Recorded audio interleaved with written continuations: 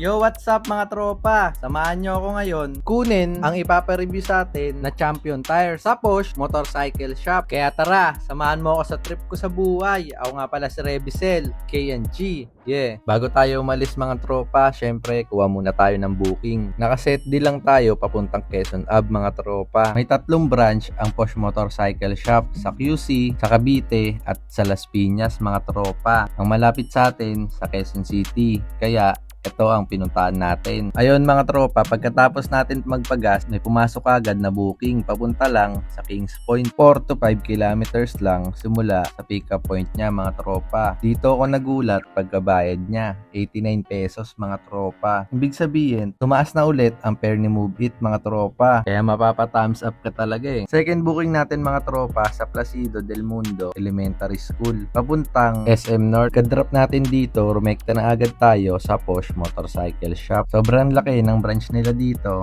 sa Quezon City mga tropa. Siyempre pagkadating natin dito mga tropa, pumunta agad tayo sa Counter 1 para i-claim ang ating Champion Tires. Picture daw muna mga tropa, kaya umiti muna tayo niyan. Tapos nakangiting palabas kasi may naburaot na naman tayo. After a year natin na pagbablog mga tropa, may napupuntahan na tayo. Talagang tuloy-tuloy lang sa trip natin sa buhay mga tropa, mas marami pa tayong mapupuntahan. Pagka-bounce natin dito mga tropa, tumingin tayo ng food tripan. Ano yan kuya? Ano sa'yo, boss? Gano'n mami? 40. Ito nga po. May kanan.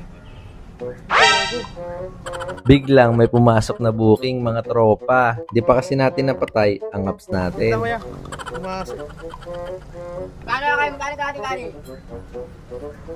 Kuya paano muna? Kani ka na. Kuya, nakancel na lang. Pumasok, sorry. Buti na lang, hindi pa nasasandok mga tropa.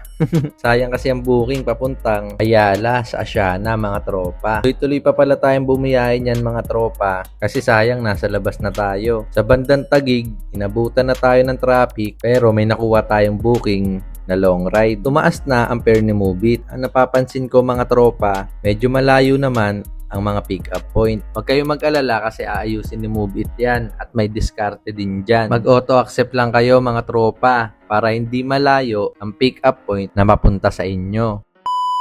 Abangan nyo ang mga susunod nating video mga tropa. Huwag mo kakalimutan mag-like and follow at ikwento mo ang experience mo o natutunan mo sa video na to mga tropa. Salamat sa panonood. Bukas na lang ulit. Samahan mo ako sa trip ko sa buhay.